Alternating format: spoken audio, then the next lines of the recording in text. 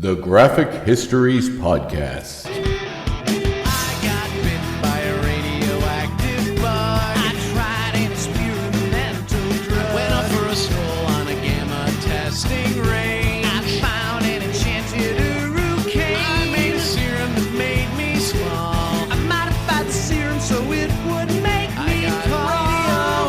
Radioactive isotope in my eyes. Dying alien helped me accessorize. I gained the proportion and strength of a spider. Now I'm invincible and I can fly.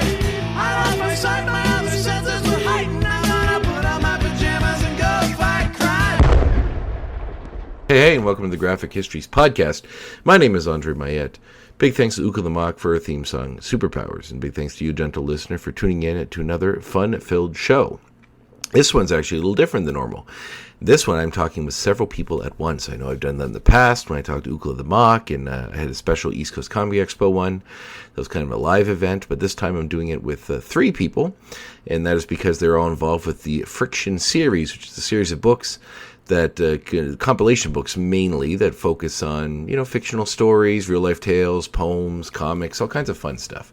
So I'm speaking with three creators involved with issue number 21.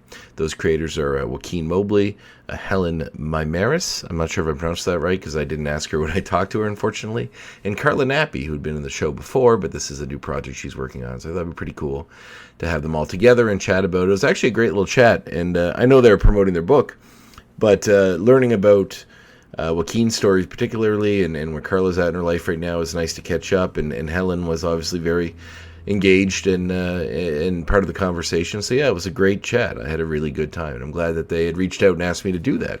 Kind of weird. I am getting people reaching out now. I got like a publicist reach out about an author that wants to be in the show. So it's kind of cool. I've gotten to a level with this show that people are starting to reach out to me. And I maybe don't have to hunt down so many folks to be in the show. So that's very exciting. And, makes my life marginally easier, I'm a busy person, as people often bring up. So, if someone can reach out to me and help me coordinate getting them on the show, that takes a little bit out of my basket, which is always nice. As I'm recording this, we're in the middle of some very warm days, record highs, I think, in a few parts of the North America, maybe not in Canada. But with the humidity, I believe there was a couple days there where it was close to feeling like 40 degrees outside, which is very, very warm. And the stuff you got to do, you got to mow some lawns, I had to stack some wood, all that fun stuff. So doing it in that heat was not enjoyable. But, it had to be done, and it's done, and I'm safe, and I'm fine. I wore sunscreen, I wore a hat. I did all that important stuff. But, in those hot days, it's tough. We have some heat pumps in here, but we get a nice breeze off the water. We're pretty close to a bay. So because of that, we don't often use them. And I don't think we're at the level where we need to yet, but you never know. But for now, we're doing okay. Doing all right in our little part of the world. I'm very excited as locally. I used to host a movie night at a local bar, and unfortunately that bar had changed venues, and they didn't want to host it at their new spot because it was much larger, and it was hard to close down for movie nights. But I got a new place. I'm showing movie nights again, and I'm very excited to do that.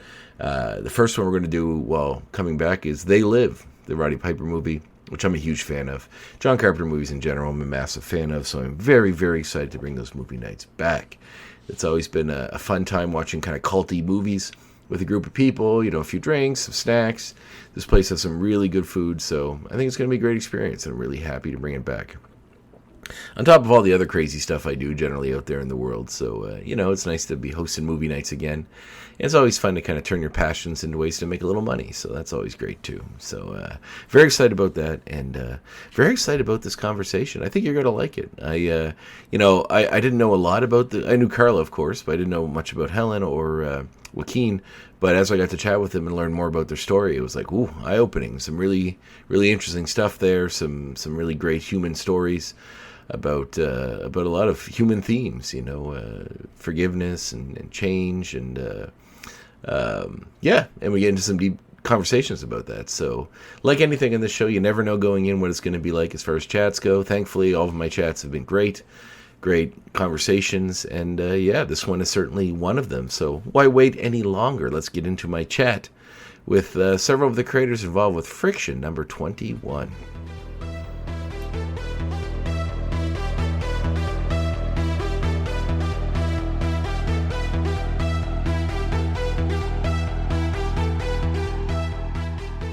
Awesome. Well, welcome everyone. This is a first for me because I've never done one with so many folks on this show.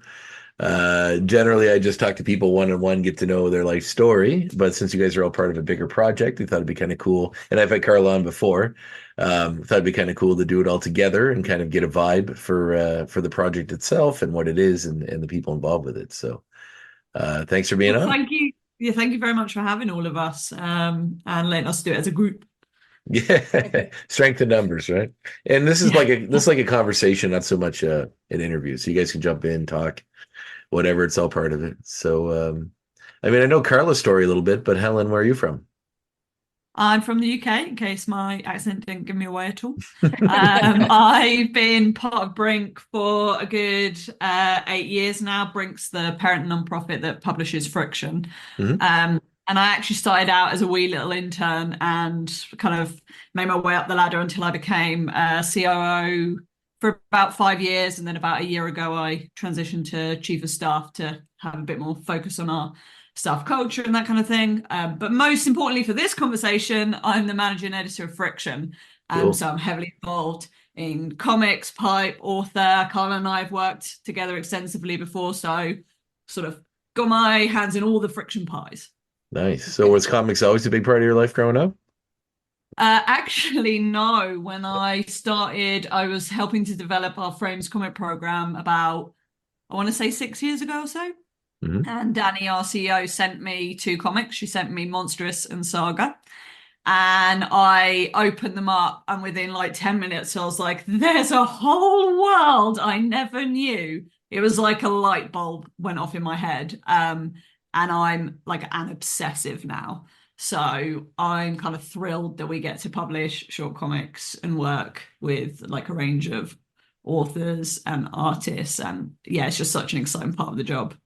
That's interesting. I just had a gentleman on my show who never really got into comics until he was like in his late 20s because he was at a place he was staying and he didn't have a TV or anything, and they had a bookshelf that had some graphic novels on it, and he grabbed, I think it was a Chester Brown book, who's a Canadian indie comic guy who did a book about Louis Riel, who's kind of a big historical figure in Canadian history. I'm in Canada, if you guys didn't know that, in Nova Scotia. So, and it was a big story, but he just sort of opened his world to like, it's not just superheroes, it could be anything. Which 100%, yeah. I also have synesthesia, which is where your brain overlaps senses. So, for example, if I hear music, I see color, and I feel like comics are amazing for that because it's like when I read a comic and put it down, it's almost like I've seen a film, like the visual medium of the angles, the beats, everything. So as soon as I read it, I was like, this is the medium for me. So you get like a physical, like you've watched it, manifestation of reading a book.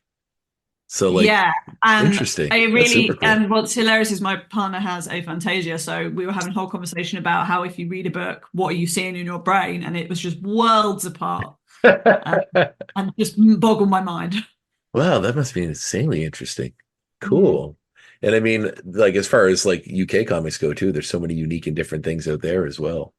Oh, definitely. That make for interesting reading, and tons of unique and kind of. I've always been a huge Grant Morrison fan, and Alan Moore and Warren Ellis and all those other guys that have sort of came out of the English crop of comic writers. So there's a lot of cool stuff out there.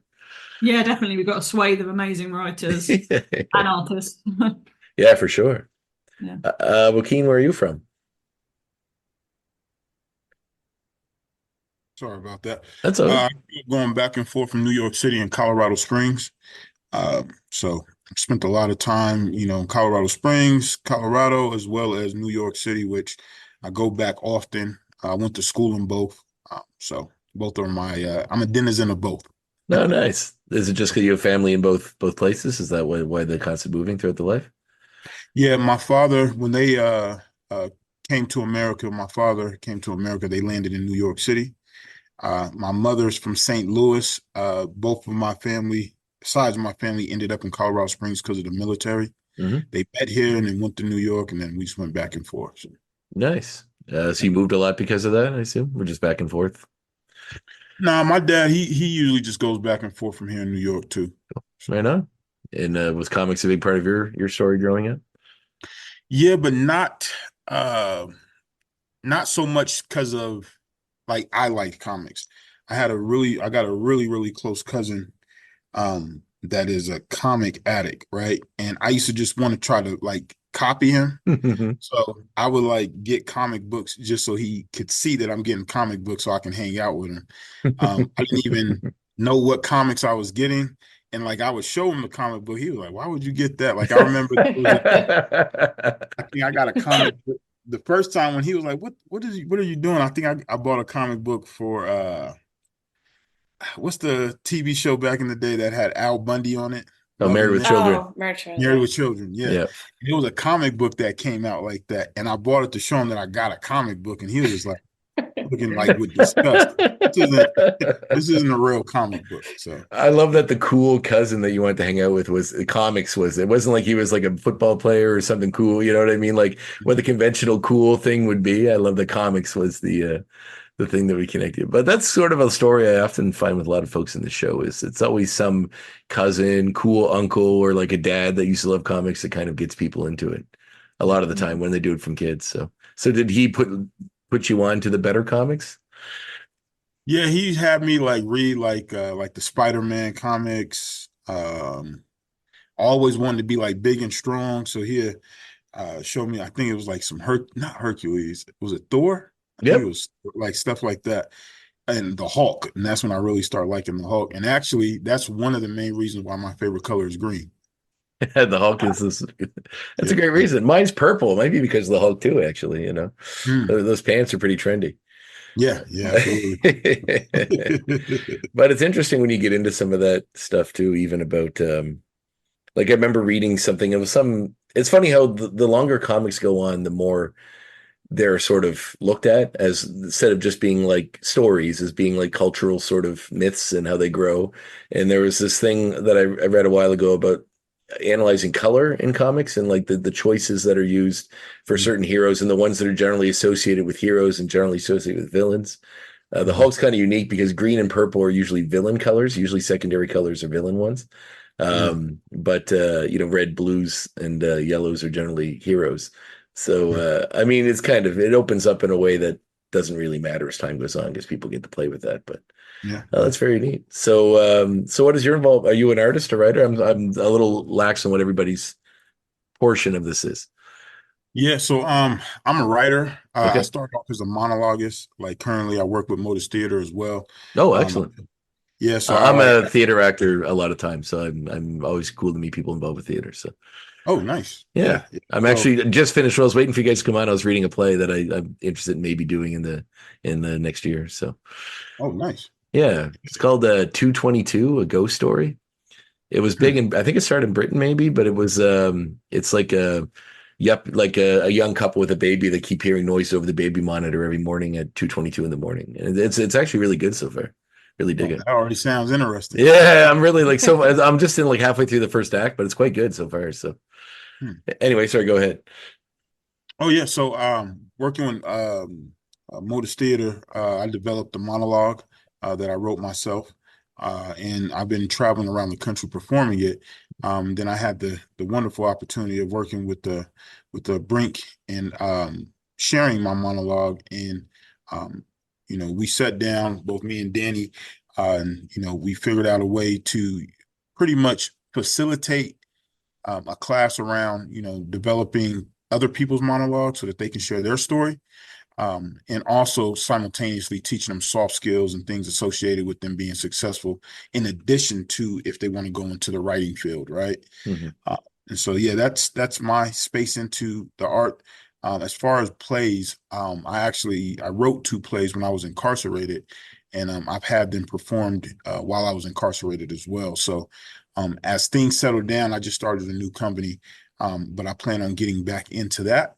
And I definitely within the next 2 years, I want to put together this play I have an idea for around criminal justice and really perform it. So, Well, that's incredibly interesting. Do you mind if I ask what you're incarcerated for, or is that? No, I don't mind speaking about Sure. it. Yeah, I actually came back out to Colorado Springs to visit, and I got caught up in a robbery. No. And so I was sentenced originally to 15 years in prison. And then they reduced it to 12, and I did about 8 in behind the walls on that, and then I did another 2 or 3 like outside but still incarcerated. Okay. So like the release thing or whatever. Cool. Yeah. Yeah, the American system of justice is I've seen enough TV shows that have kind of explored it, and the one thing I'm sure is it's terrible.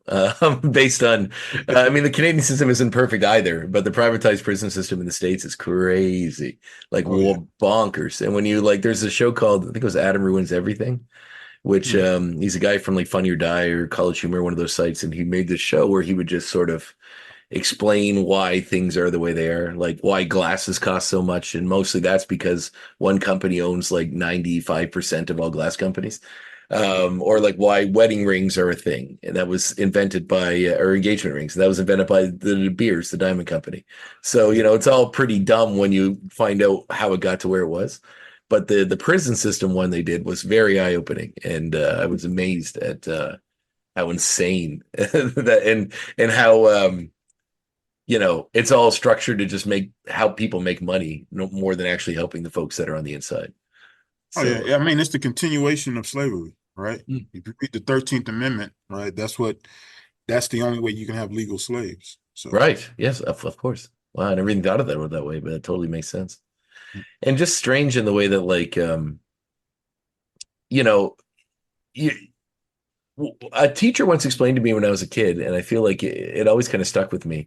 He said that the prison system isn't designed to rehabilitate anyone. It's designed to just get them out of the way for a while, to make the rest of us feel like okay, well, they're paying for what they did. And it makes it the rest of us that are, you know, out in society feel like, oh, there's some kind of justice. But they're not actually designed to rehabilitate or make anyone, you know, prepared for the real world. When they get out, or not fall into the same trap they may have fallen into before. It's mostly just about making everyone feel like someone's being punished, and that's enough, which is horrible if you think about it. And it always sort of stuck with me. Oh yeah. It's actually like a huge propelling factor behind friction. I don't know if Isabel, who was on before, kind of gave you this context, but friction, although it's read like globally by thousands of people, a really key part of it is it's the curriculum for all of our education programs.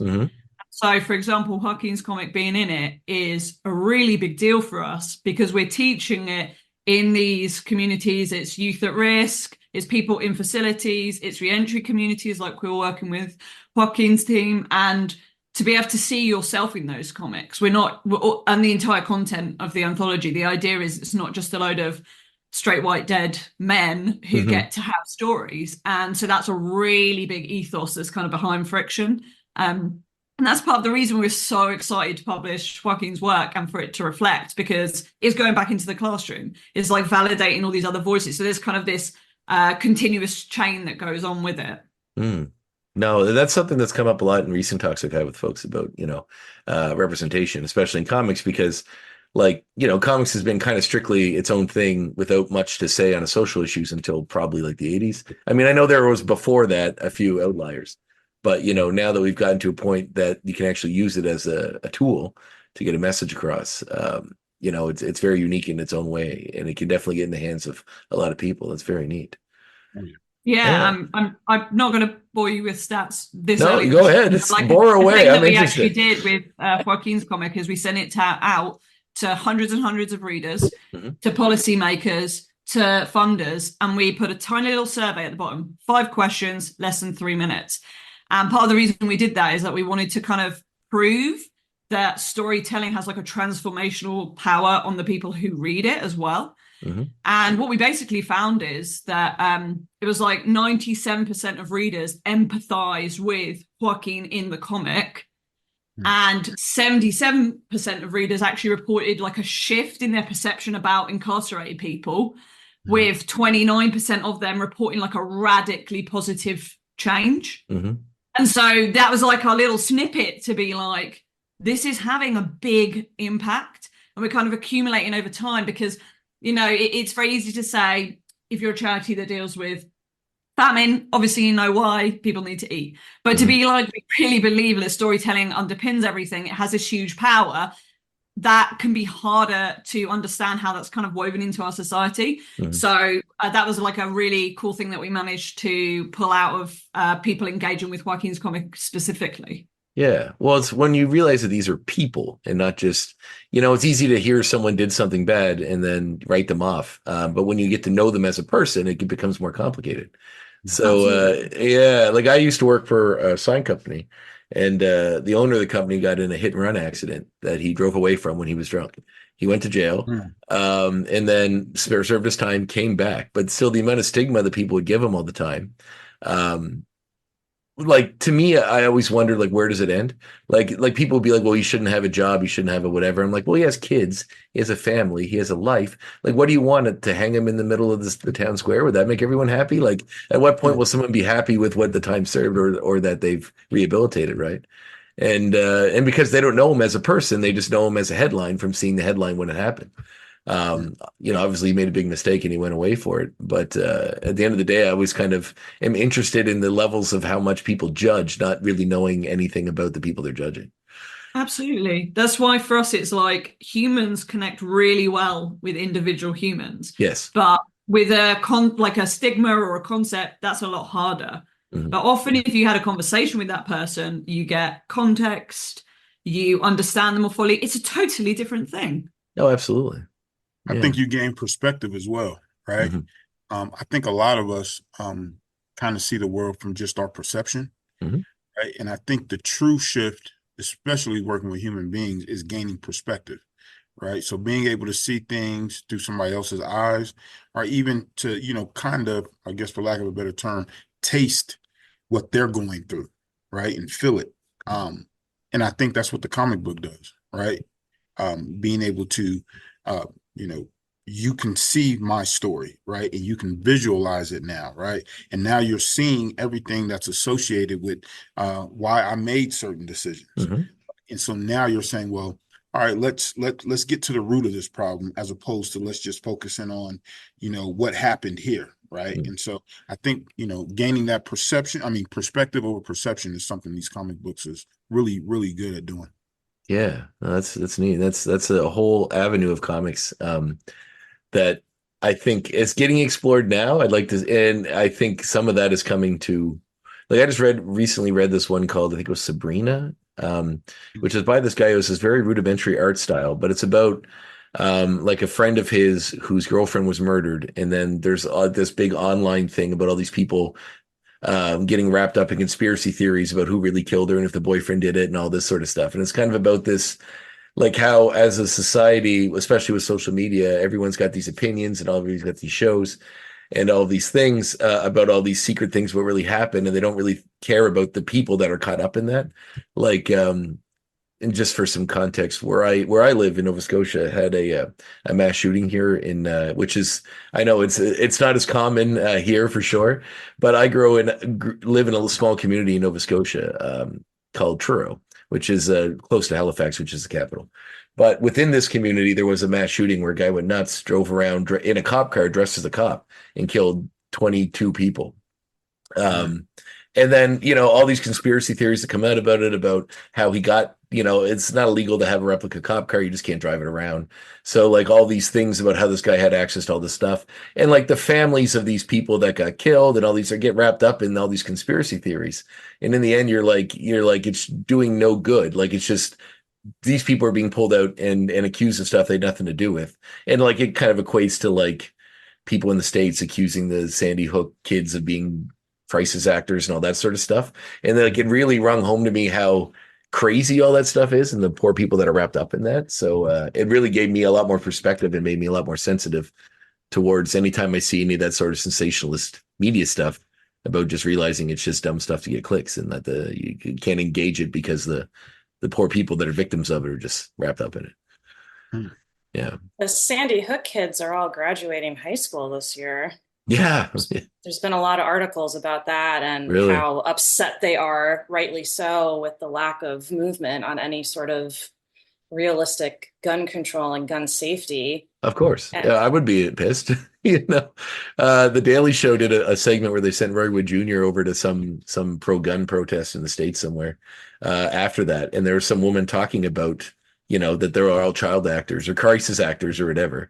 And then he like has a moment which is really funny where he just like a pause and he just looks at the woman. He says, well, how did the shooter know to shoot up the school that all the crisis actors went to? And then the woman just looked at him for a minute and then looked off into space and was like, well, that's like a whole other conspiracy I hadn't thought about. And he's just like, instead of actually entertaining how silly the idea is, your mind immediately goes to, well, this is another conspiracy. So there's more going on here. And he just says something like, yeah, because we need more conspiracies, that'll help. And that's sort of how it ended. But it was just like amazing to me that some people, will buy that. Will sell that, or at least keep it going. Yeah, absolutely. Yeah.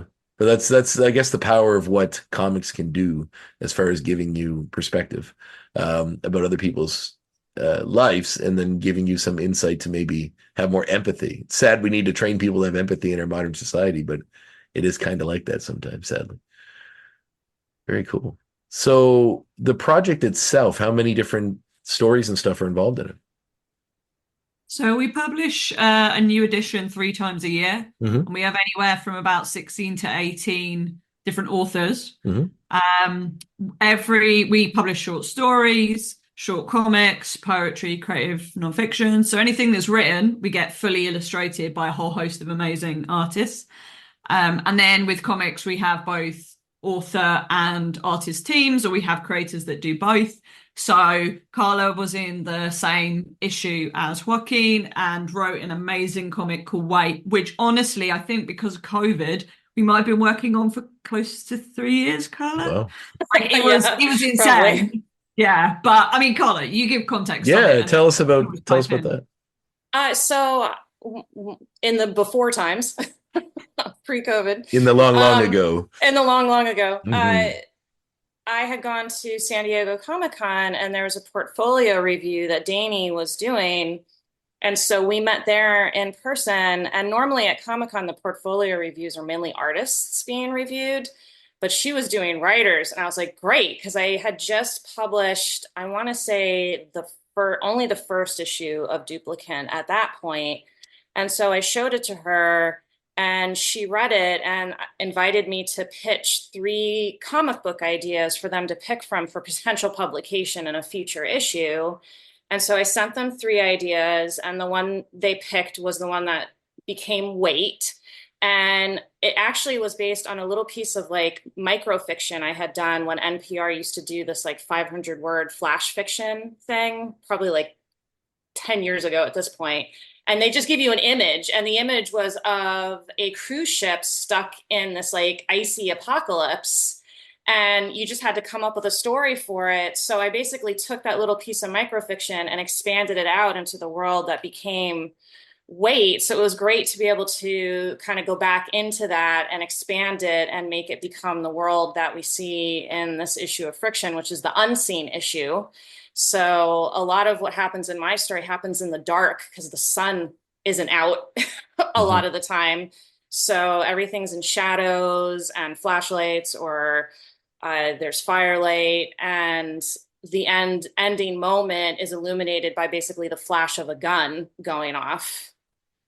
So it was really cool because they also do a color theme, right, Danny, in every issue. So it was really cool to see how the color theme for this issue helped elevate the story for Wait to be what it became. Neat. So there's a theme to each issue, and there's a color theme as well?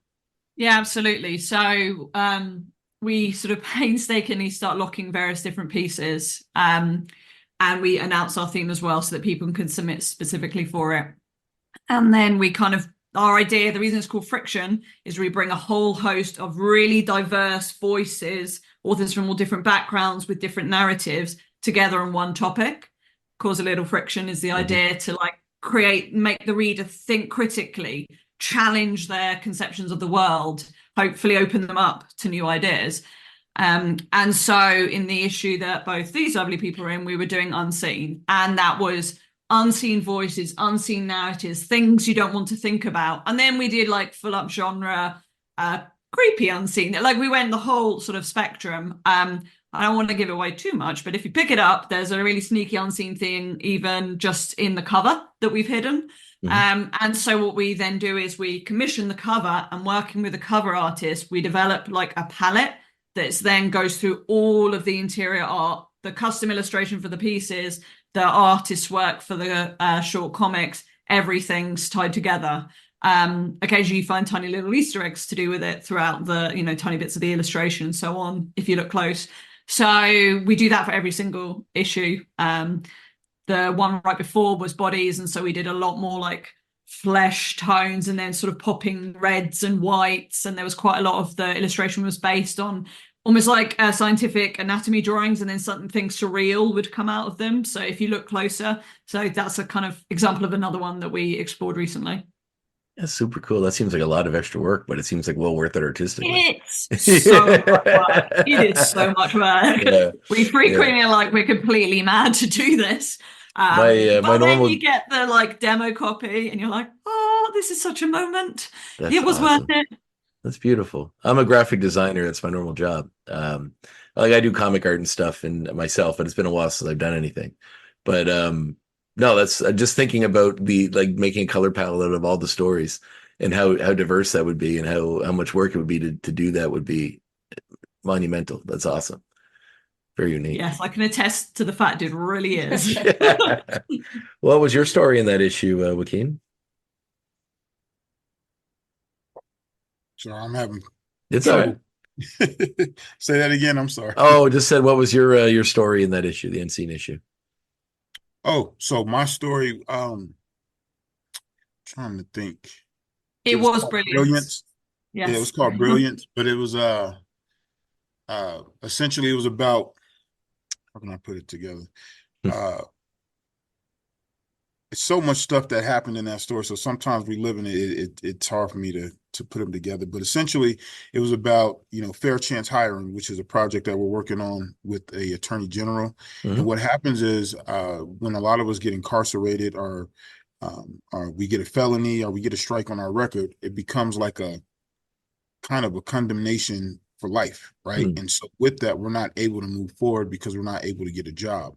And as a result of that, and I think you spoke about it previously just a little bit, we're kind of stuck in this cycle to where we get out, we don't have the resources, and so we have to do certain things that put us in that position to potentially go back to prison. Mm-hmm. And so Brilliance is about overcoming that.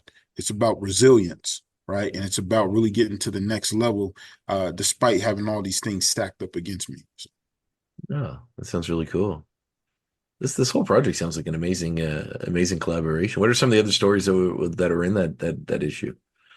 I know those people aren't here to speak about them. I'm sure you can, Helen.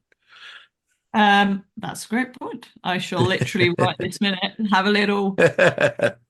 Is this the current issue out, or is there more beyond this? No, one? so that's the current issue out. We are like this minute within like the next week, we're handing over the next one, getting ready to push that out the door, which is why I might look slightly crazed because it's always that moment right towards the end.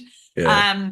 So in this issue, what we actually did for Unseen that was like a little bit special is, have you heard of Kelly Sue DeConnick's Visible Women initiative? Yes.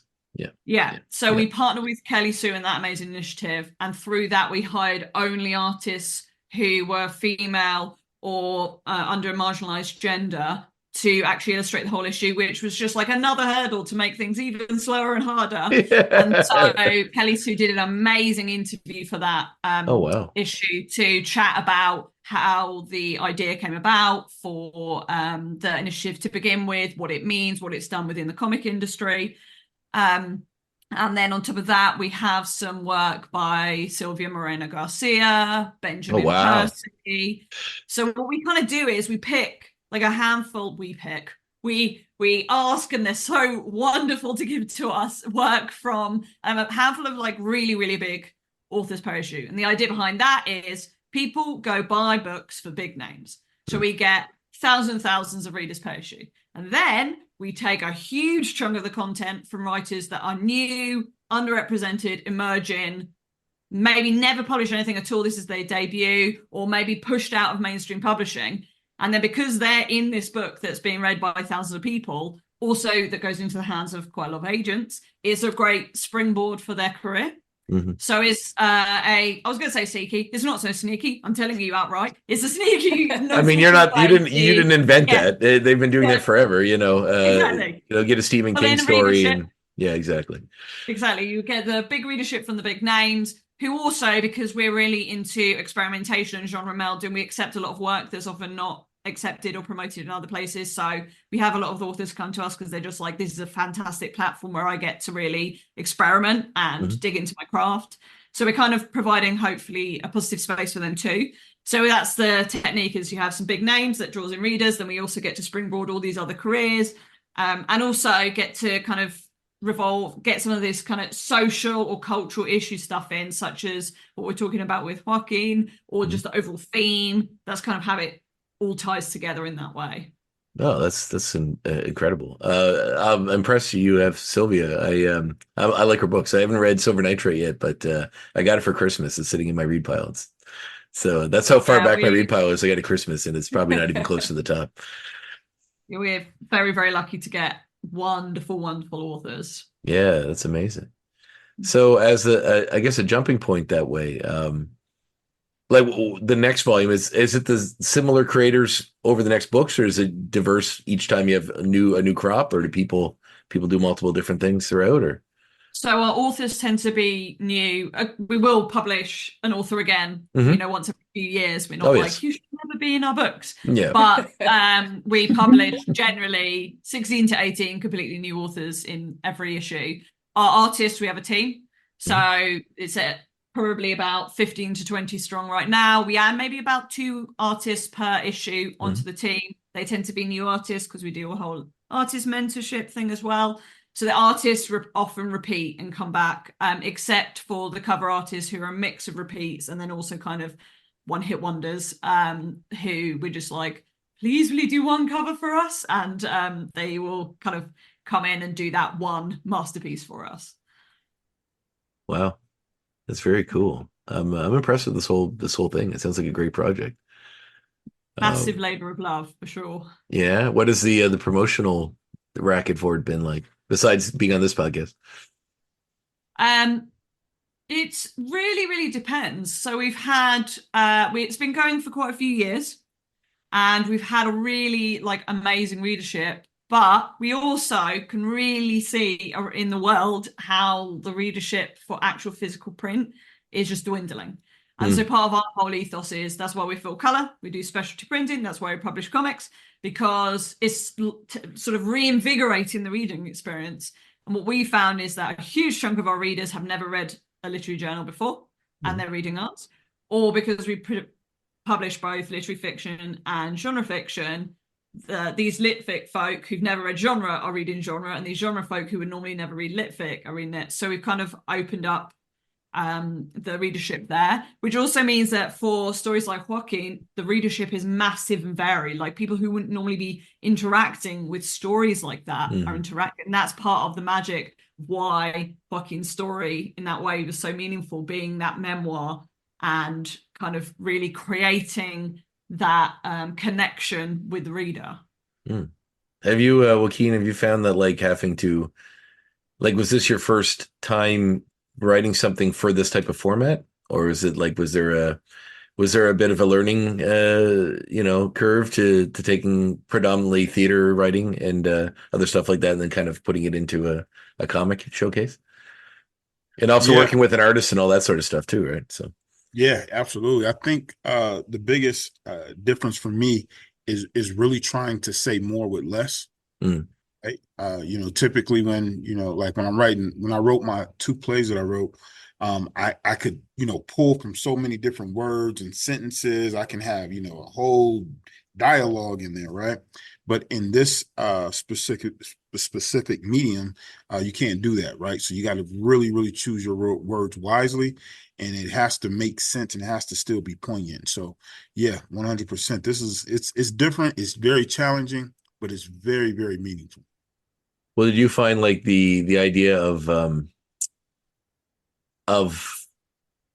your words now being kind of interpreted by an artist, and then them showing you what what their interpretation of what, you described a scene to be, to have to go through that. Like, are you open in the way that like you get that and you're like, okay, this is cool? Or is it like, this isn't what I saw it as, and it kind of takes you out of it a little bit? Or is there like, you find a way to sort of find that balance? Man, Brink is brilliant when it comes to that, right? Yeah. And pun intended, right? But it was crazy because it's like they even got like the way my grandmother, my abuela, the way she looked, Mm-hmm. right? They had like the way they even designed like the living room in our house back in New York. It was like perfect, and it was like this is exactly what was in my head. So hats off to Brink. They did an excellent job with bringing the story from the written medium to the visual. Well, that's cool. That's awesome. I always wonder about that because sometimes I talk to folks that are writers or artists or both, and often like the artist will talk about working on some project that's the first time working on someone else's project. A lot of them will like do their own writing, their own drawing, but then when you have to work with someone else, it's a whole other ballgame because it's collaboration, which can be great and also can be a bit of a struggle depending on the the nature of it. So that's cool, especially if someone new to it. That's what I'd be kind of interested to see, how well that worked for you. Oh yeah, Yeah. excellent job. Cool. Well, how about you, Karla? How is it like kind of doing a format for an anthology book like this instead of your own book that you've done before? Well, I loved having such a strong editorial team to Mhm. kind of look at things and help me fine tune things. I wasn't as involved in the art on this one until it was almost done. But when I did see what they had done, it was like Juaquin said, it was exactly what I had in my head. I had like very few kind of minor notes on it, the way the characters were drawn and the dog, which is one of the lead characters, and were just spot on to what I wanted. The emotions were coming across, which is what you always want in your comic books when you're trying to emote something. It's like you're really reliant on the artist making those facial expressions happen. And Edge was my main point of contact on all the editorial stuff once the art was being done, and they were great when it came to brainstorming with me when I had to come up with like some extra dialogue or we had to like fix something, but we didn't have the luxury to like redraw it. We just kind of had to tweak it in a way. So I loved having that collaboration with them. And I've done Helen had mentioned I've been working with them for a while, so I actually have a scholarship with them in my cousin's honor. So there's some money that goes to some of the writing programs that Helen mentioned Oh, wow. to help give them like a stipend. And then the other portion of it is a scholarship that helps, again, it's sort of like it helps with the stipend that the interns get, and they have like a specific question they have to answer, and it's in honor of my cousin who was killed in a hit and run. And she had mental health struggles and she had struggles with addiction as well, but she was also an aspiring poet and artist. And so this felt, based on their mission as an overall mission, felt like the perfect place to try to do something to make sense of the tragedy and the fact that her life was cut short when she was just in her 20s. Yeah. Well, that's awesome. I mean, awesome that you could use, something like this project to help honor her in that way. So what is like, I guess, Joaquin, like as far as fiction goes, what is your go-to now? Like now that you're kind of in the industry, what are you reading? What are you kind of expanding on your own work with? I haven't really taken into the fiction reading, but I've been watching a lot of fiction-based movies now and shows. Like I love Game of Thrones. Like that type of movie, or not movie but show, is really just helped me gain a lot of perspective, right, into the way things were then potentially, and just how there's so many storylines that can cross and overlap to tell one main story at the end, right? So Yeah. I've been really just watching shows like that, and then they got the new one, House of Dragons, that Okay. I just got into. So yeah, and then I plan on reading the book after Yes. I watch the series. The interesting thing about those sort of shows to me is that they've given, like, they show that a genre show like that doesn't need to be just fighting dragons and whatever. Like there's real human stuff that's explored in those books and those shows that is far beyond just whatever, like Star Trek and stuff do the same thing, but it's like far beyond the nature of just the show. It's just an avenue to explore really human issues or human problems or the way we interact with one another. Cool. Oh, yeah. So excellent. How about you, Karla? What's sort of influencing your work nowadays? Well, I have a small child, so Right. most of what I'm watching. I was going to say it was only a year ago I think I talked to you, maybe. Yeah, So yeah. Wyatt is 6. She just finished kindergarten. She's actually had a lot of health struggles within the last couple of years. So a lot of my free time has been spent sort of managing the various aspects of her medical care and her wraparound services that come to the house. Like her behavioral health therapist just came in while we've been on here to work with her. And so most of what I'm trying to decide is when I was at Comic-Con last year, I met with a publisher who thought I should try to delve more into writing comics based on my experience with the medical things that my child has experienced, because a lot of people don't have experience with what she's dealing with, which is she has a G-tube to help her eat. And if she doesn't get those feeds, she basically isn't getting enough nutrition to survive. So I've been trying to decide if that's something I actually want to do, because on one point it's like, well, yeah, this could be a great educational tool for people who don't understand eating issues that would require that sort of extensive intervention. And then on the other hand, it's her privacy on the same token. Like, how would I end up fictionalizing that and keeping it true to what's happening, but not revealing too much about her personal life? So that's what I'm struggling with right now, because I actually got asked to contribute a story to an anthology called Pots and Panels, which is about food. And so, of course, naturally, my mind goes right to the stuff I'm in the middle of dealing with. And I'm just trying to decide the best way to tackle that without feeling like I'm exploiting my kid. That's an interesting because so I think I read somewhere, I think it was like Jason Aaron, who writes for comics for Marvel or something, once said that like you have to write like all your family is dead. In a way that like you can't, like, just to free yourself of the judgment that you may get from family members or whatever that may, or or the fear of offending somebody that you may have taken something from their story and they recognize it. I've had an idea for a play I've wanted to write for a very long time, but it's based on someone I know who's a very sweet man, but I don't want him to perceive that I'm making fun of him, because I'm really not, but I'm also like, like it's one of those things that it's a hard, and he has a tragic story in his own right. But to broach that in a way that you're like, it's tough because you don't want to, you're human, you have friends, you don't want to offend anyone. But you also don't feel like you're exploiting those that are close to you. Exactly. But it's a hard tightrope. It is. Yeah. Well, how's it corralling artistic types, Helen? Because often on this show, I talk about how artistic folk are generally not the most organized type of people.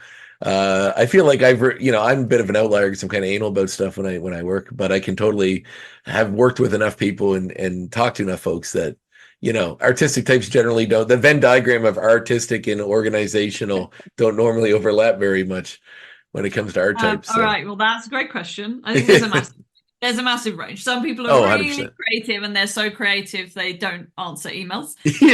Look at the clock, answer the phone, Exactly. And then people are so organized, they send us emails with bullet points and links and everything's perfect.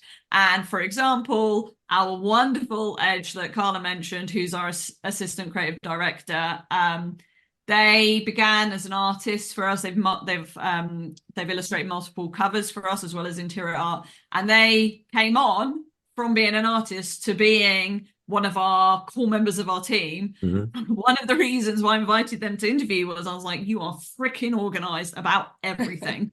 This is what we need for someone who's going to help handle the art team. Mm-hmm. And I will just shout out that we have the most incredible team. We're a tiny nonprofit. Everybody loves what they do. We have such wonderful staff culture. Our editor-in-chief is just a diehard, passionate, talented person. We have such amazing editors. I can't gush enough. That's what makes it so lovely and so exciting. because people really are here enjoying it. And that helps a lot with all these sort of things you're saying: organization, communication, trying to stay on track for production, whatever it might be. All of that kind of really boils down to how you're, working with the people around you. Yeah, for sure. No, I've always, like, when I was a kid in school, I was the one that hated the group projects because I was the one that was always like, would have to try to make sure everybody else gets something done, gets their stuff done, because we all get the grade, right? And then I ended up doing most of it because I was too afraid that anyone would get stuff done. So I feel like being an editor is basically that all the time, which does not sound fun to me. I will say that's predominantly my job, is Yeah. to yell at people to be on time and tell people deadlines they don't want to do and try and get things. And then the other people who are more time blind can float around and do their other things and have to be like, as long as you get it to me by this date, we'll be fine. Yeah, I often say that to art types. I say, look, like when you get to like a high level, like say you're, not him because his life wasn't great either, but Picasso or one of those guys, it's like, then you can dick around and take as much time as you want to get your shit done.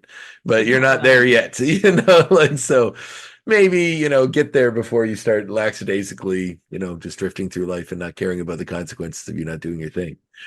But that's all part of the art world. Absolutely. So what's the theme for the next book? Next book is Dreams. I'm trying to work out if I'm allowed to tell you anybody that's in it or not. That's fine. No worries. So you're going to have to. You're just going to have to buy it. That's right. what you have to do. And I will tell you though, we do have a comment from Kelly Sudaconic. Oh, beautiful. Oh, nice. Yeah. Very cool. And we do have a piece from a very, very huge New York Times bestseller author that I'm not allowed to tell you about. So definitely come pick it up. It'll be out this fall. Oh, awesome. No, I'm glad I talked with you on the show because I spoke with an editor as well. He's a writer too. He's actually in New York, James Aquilone, a little while ago. He works on, he has a lot of like horror anthologies. He has like a Kolchak, the Night Stalker one coming out.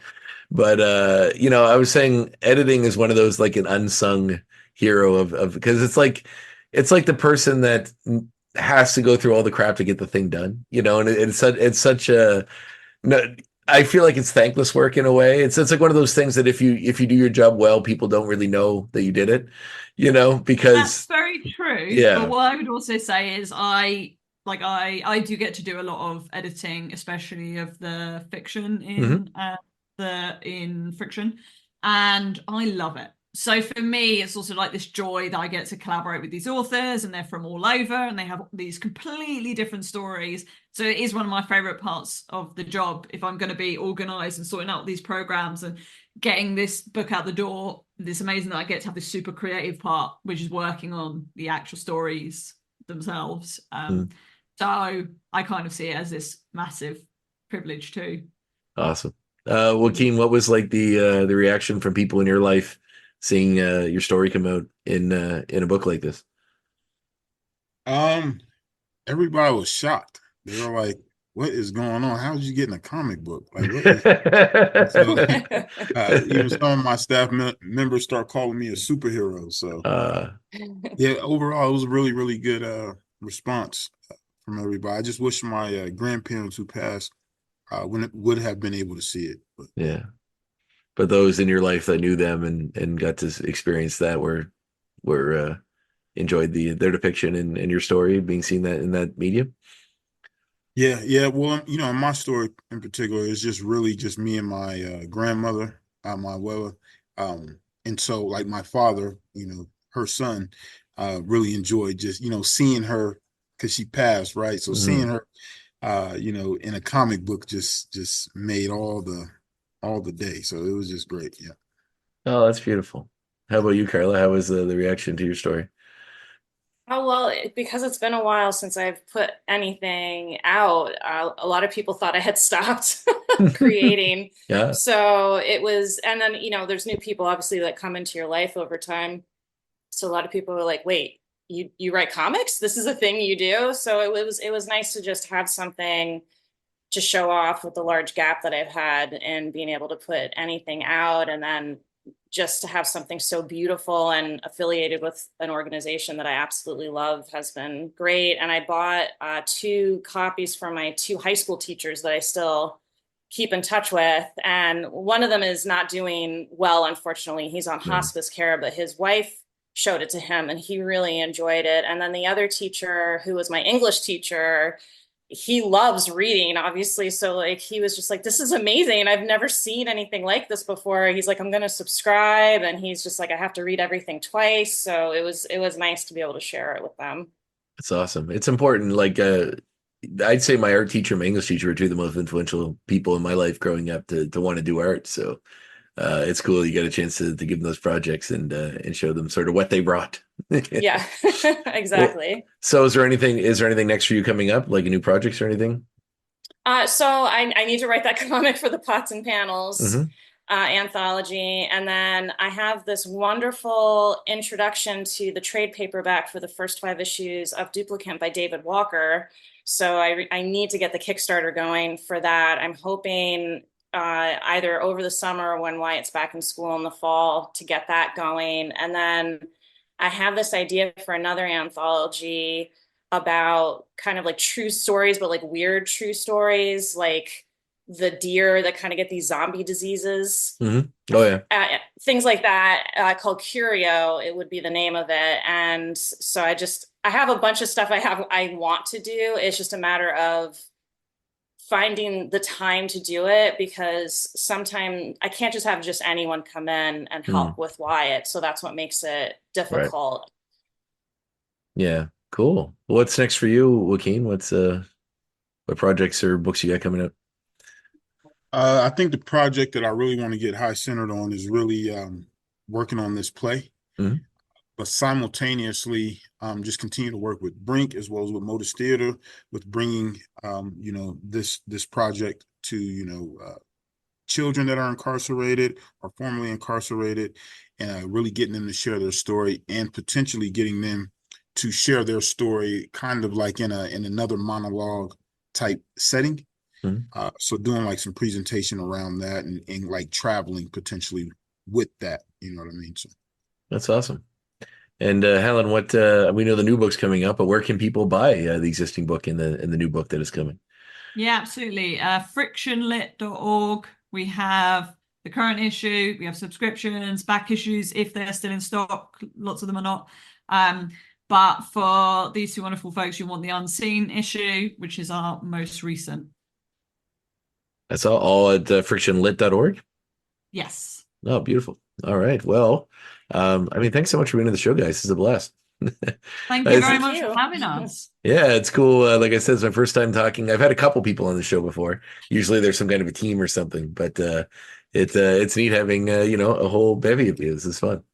Thank you very much. It means a lot that we could all come on and chat and be able to kind of bounce off each other and give different facets of the same project. Sure, and I'd be happy to do this again in the future and have new volumes coming in if you ever want to do it again. So thank you very much. That's lovely to hear. Awesome. Well, thanks again, guys. Have yourselves a great day. Thanks. Thank you. Bye. Bye.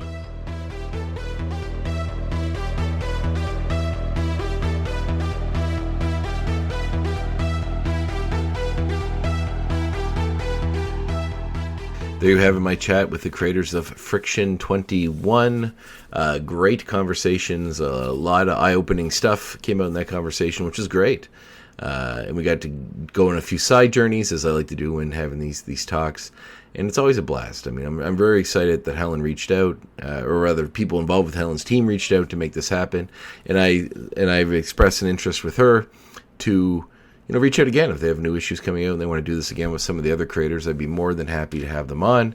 And I definitely would. It was a great talk, and it's always great chatting with creative types. And together sometimes it just makes for like a fun, free-flowing conversation. So it's a nice change of pace every once in a while, and I'd be happy to do that again. Speaking of doing it again, come back in 1 week's time and we have another episode of the show.